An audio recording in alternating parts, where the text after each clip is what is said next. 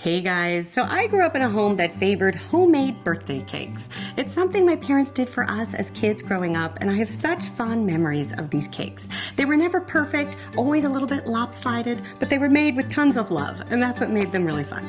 So for this episode, I've partnered with the Inspired Home website, where I'm a contributor, to show you some of my favorite products that will make homemade birthday cake baking a snap. And after this video is done, you can head to their website and read my blog post about homemade birthday cakes. And there you will see me as a child with some of these very funny cakes. I have to say, my parents really had a thing for jelly beans. Go figure, my birthday's in January, where they were getting the jelly beans. But that's what they chose to decorate with. I'll leave you a link in the description to the blog post, as well as all the products that I'm using here today. Okay, so let me show you how to make my perfectly imperfect birthday cake. Now, to make a birthday cake that's really impressive, I say you gotta go 3 layers. There's something about a 3-layer birthday cake that just says celebration. So we are gonna start with 3 9-inch cake pans. I really like these pans by Tefal because they have a nice non-stick surface and they're also pretty affordable. They'll also last the test of time. So if you're into homemade birthday cakes, you'll be able to use these for years to come. Then, because the cake that we are going to make is a rich, dark chocolate cake, it is pretty moist and fudgy. So I do take some added insurance and just spray them with some baking spray. And then go in with a pastry brush and make sure that that spray is well distributed. That way, it's just a little added insurance. Then in a large bowl, we are going to add 2 ounces of bittersweet chocolate. You can go ahead and just break it up just to make sure that it'll melt easily. You'll see why in a minute. And then to that, we're gonna add 1 cup of unsweetened cocoa powder.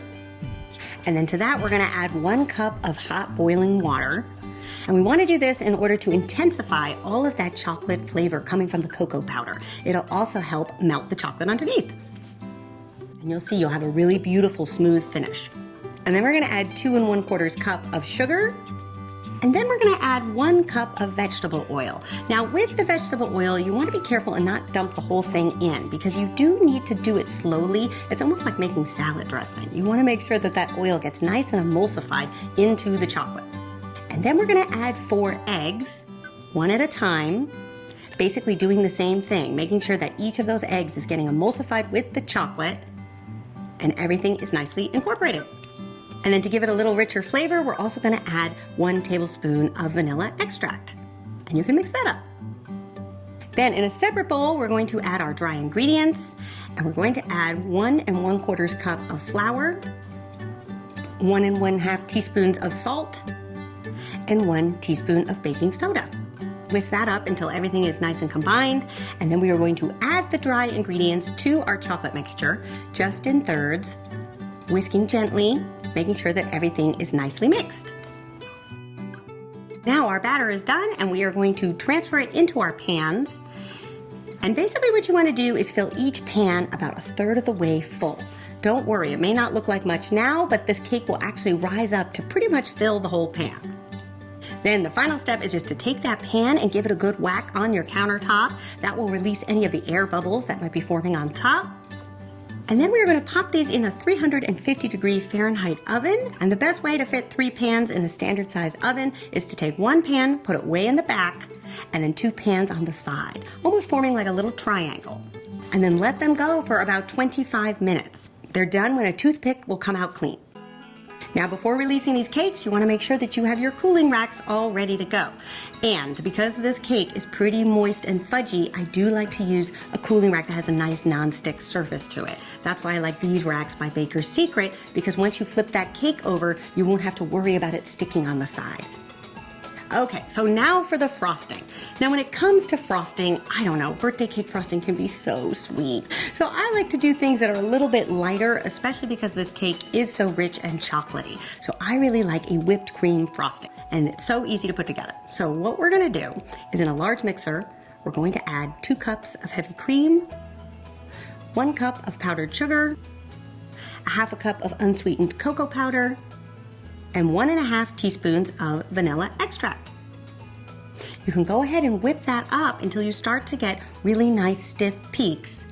And then at this stage, I do like to thin it out a little bit and add about 1/4 cup to 1/2 cup of milk. You kind of have to eyeball it, just depending on how thick you like it. So I start with 1/4 cup, and if I feel it needs more, I might add a little bit more. And that's it, your frosting is done. Okay, so now for the moment we've all been waiting for. Let's assemble this beautiful birthday cake. Now, I have recently discovered the Cake Lifter by Wilton. I love this product. It is like a big spatula, and what you do is you gently lift your little cake layer, slide it underneath, and then you can lift these cake layers without having to worry about them crumbling. So you're gonna go ahead and move your first layer to your cake stand, and then you're gonna take 2 big dollops of the frosting. And then the other product that I really love, also from Wilton, is an offset spatula. These are really great for spreading out frosting. They're also really good for spreading out batter too, so they're just a good investment to have in your baking tool arsenal.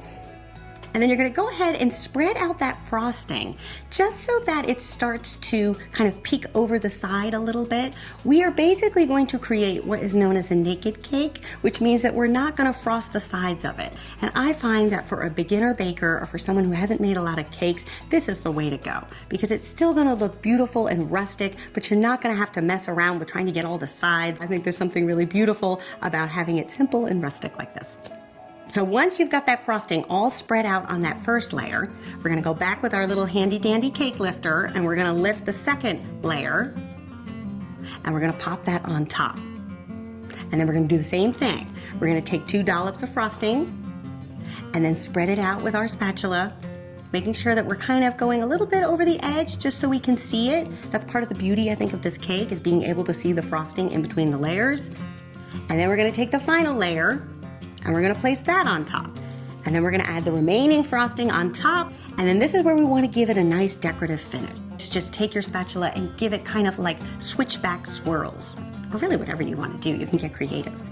And then for a little finishing touch, I do like to add some of these gold sprinkles. These are also by Wilton, and I think that they add a nice celebratory touch to a birthday cake. It almost looks like little gold fairy dust in some way, which I think is a nice way to celebrate somebody's birthday. And there you have it. Your homemade birthday cake is ready to go. Now, if you're not serving this right away, you can refrigerate it. This is the other nice thing about the whipped cream frosting is that it doesn't get too hard on you the way buttercream will. So it's a great one to make if you had to do it a few hours in advance. And then you'll see when you cut into it, you will notice those dark chocolate moist layers of the cake, and then you have that sweet cream in between, and of course the crunch of those little gold sprinkles on top. It is a real winner and definitely a great way to celebrate anybody's birthday. I hope you guys give this one a try and let me know what you think. And I also hope that you head on over to the Inspired Home website, read my blog post about homemade birthday cakes, and I hope that it inspires you to make birthday cakes for your kids, friends, family, or whoever is important in your life. Everybody deserves a homemade birthday cake. All right, you guys, I'll see you back here next time for another delicious recipe. Until then, bye.